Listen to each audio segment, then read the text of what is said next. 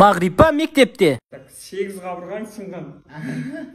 Өңешің жыртылған. Иә.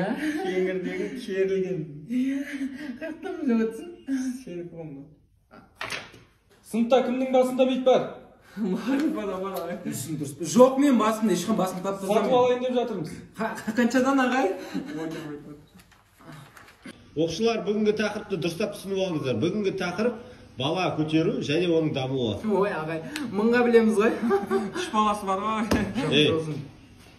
Узимін. Мағрипа, что такое депричастие?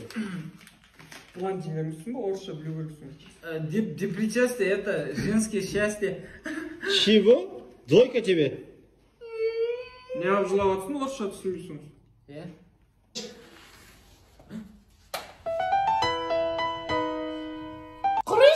Ертейсіз.